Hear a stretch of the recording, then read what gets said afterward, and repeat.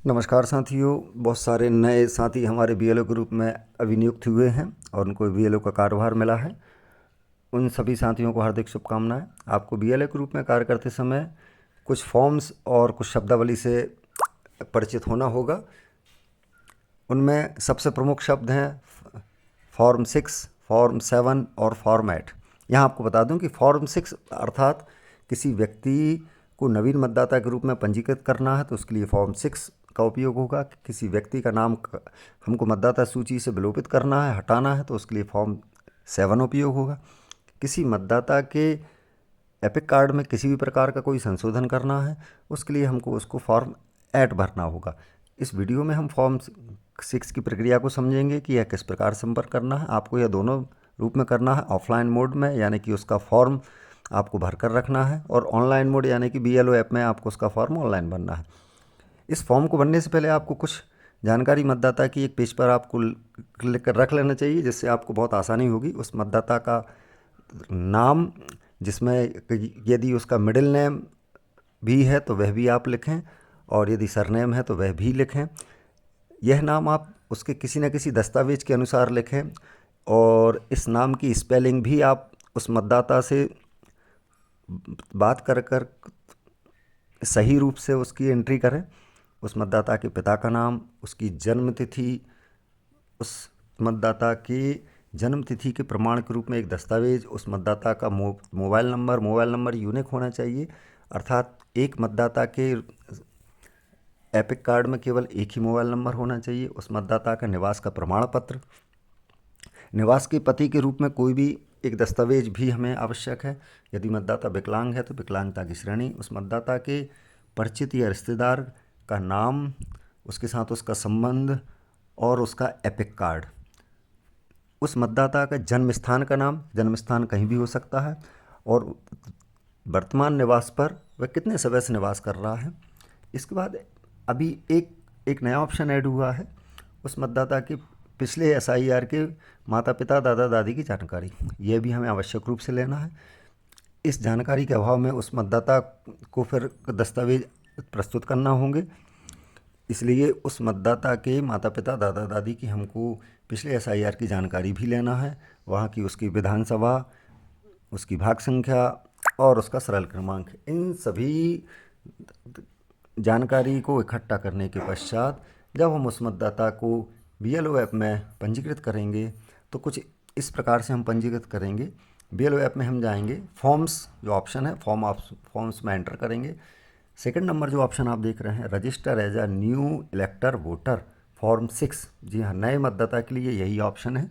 हम हमारी जो भाग संख्या है उस भाग संख्या को सिलेक्ट करेंगे, फिल फॉर्म 6 में एंटर करेंगे। यह हमारे पास में पहला पेज ओपन होगा। यहाँ पर हमें न्यू इलेक्टर सेलेक्ट करना है। न्यू इलेक्टर सेलेक्ट करेंगे, सेव एंड नेक्स्ट करेंगे। आप यहाँ देखेंगे कि इस मतदाता का हमें यहाँ पर नाम लिखना है। यदि मतदाता मिडिल नेम नहीं लिखता है तो कोई दिक्कत नहीं है, और यदि मिडिल नेम लिखता है तो मिडिल नेम हमें यहीं लिखना है। जैसे ही हम इंग्लिश में लिखेंगे, हिंदी में उसका नाम बाय डिफ़ॉल्ट ट्रांसलेट होकर आपके सामने आ जाएगा, उसे आप सिलेक्ट कर लेंगे। सरनेम यदि आप उस मतदाता का आपको लिखना है तो सरनेम भी इसी प्रक्रिया से हिंदी और इंग्लिश दोनों में आ जाएगा। फिर उसके बाद उसकी एक फ़ोटो अपलोड करना है जो कि पासपोर्ट साइज़ होना चाहिए, कलर्ड होना चाहिए, और उसका बैकग्राउंड यदि वाइट होगा तो बहुत अच्छा है, उससे उसकी परिचय पत्र में आने वाला जो फ़ोटो है वह बिल्कुल साफ़ आती है। हम यहाँ पर चूज़ फाइल करेंगे। यदि फ़ोटो सामने है तो सीधा उसका फ़ोटो खींच लेंगे, अन्यथा गैलरी में यदि है तो हम उस फ़ोटो को गैलरी से उठा लेंगे। गैलरी से जब इस प्रकार उठाएंगे, यदि हमें क्रॉप करना है, कुछ आगे पीछे करना है, तो इस प्रकार से हम उसे चेंज भी कर सकते हैं। उस फ़ोटो को हम अपलोड करेंगे। फ़ोटो अपलोड करने के पश्चात में हमें आगे की कार्रवाई उसमें हम करेंगे जब, तो उसके रिलेटिव्स का नाम लिखेंगे। रिलेटिव्स में आपको बता दें कि आवश्यक नहीं है केवल पिताजी का नाम हो। उसके एपिक कार्ड में उसके पिता, माता, पति, पत्नी या अन्य सभी के नाम आ सकते हैं। यहाँ हम फादर सेलेक्ट करेंगे। फादर सेलेक्ट कर रहे हैं हम, फिर फादर का नाम भी उसी प्रकार, यदि मिडिल नेम है तो लिखेंगे, नहीं है तो नहीं लिखेंगे। नाम, उसके बाद में उनका सरनेम,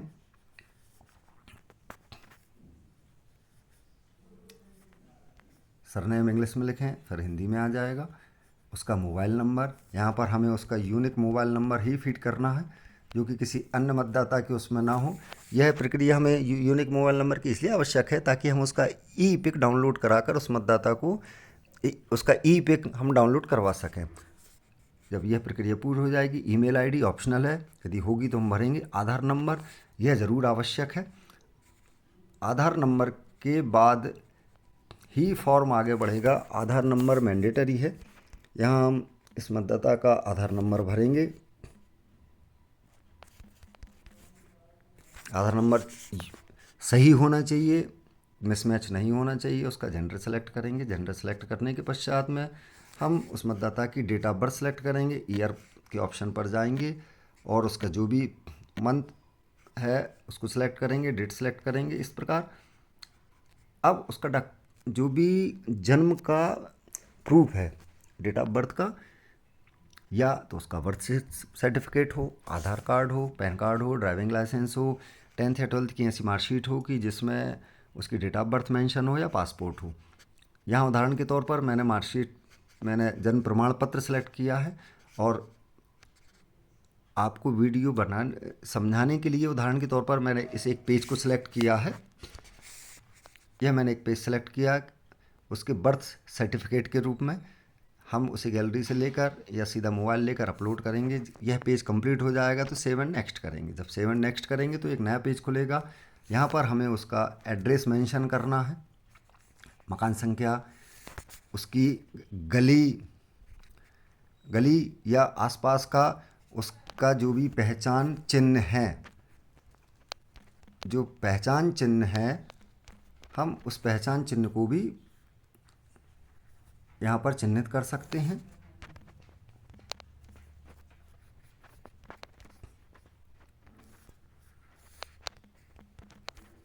इस प्रकार हमें इन सभी ऑप्शंस को भरना इसलिए भी आवश्यक है कि जिससे उस मतदाता का एपिक कार्ड प्रॉपर रूप से उसके घर पर डिलीवर हो सके।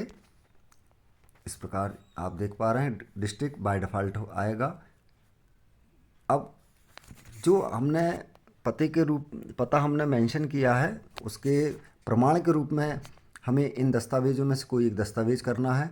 बिजली, पानी या गैस कनेक्शन का बिल जो कम से कम 1 वर्ष का हो, आधार कार्ड, किसी बैंक या पोस्ट ऑफिस की वर्तमान पासबुक, इंडियन पासपोर्ट, उनके ज़मीन का रिकॉर्ड या उनका किरायनामा। इन सभी दस्तावेज़ों में से कोई भी हम एक दस्तावेज़ कर सकते हैं। यहाँ पर उदाहरण के रूप में मैंने एक दस्तावेज़ अपलोड कर रहा हूँ।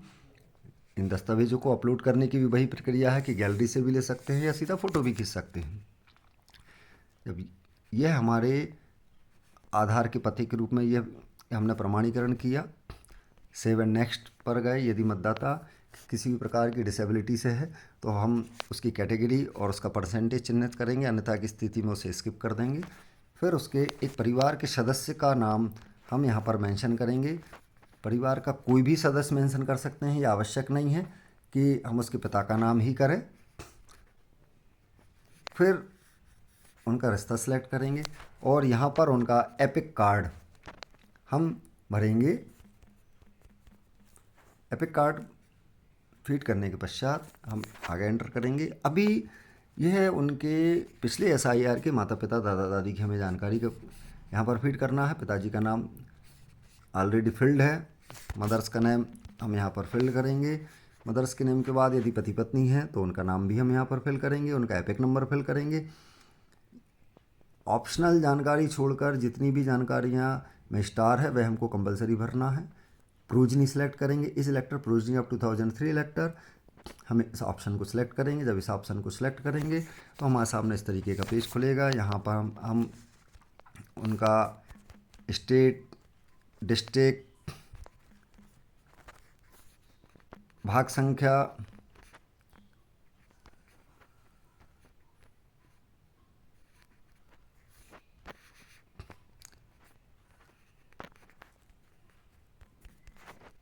जब हम सेलेक्ट करेंगे सर्च डिटेल्स में जाएंगे, इस जानकारी को चेक करेंगे।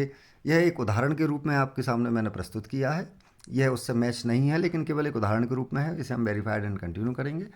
वेरीफाइड एंड कंटिन्यू करेंगे।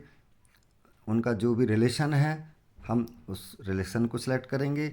अब यहाँ पर एक नया ऑप्शन है please upload BLO signature, please upload BLO signature. आप अपने सभी BLO साथी अपने सिग्नेचर की एक PDF बनाकर अपने गैलरी में सेव कर लें और फॉर्म 6 भरते समय हमेशा उस सिग्नेचर की PDF को अपलोड कर दें, या एक पेज पर सिग्नेचर लिखकर उसकी फ़ोटो खींचकर गैलरी में सेव कर लें। और इस प्रकार गैलरी से आप उसको लेकर, जैसे उदाहरण के तौर पर मैंने इस फॉर्म को अपलोड किया है, आप अपने सिग्नेचर की कॉपी को यहाँ पर अपलोड कर दें। यह जब कंप्लीट हो जाएगा तो सेव एंड नेक्स्ट करेंगे। यहाँ पर आप जिस भी जगह से फॉर्म भर रहे हैं आप उस जगह को सिलेक्ट करेंगे।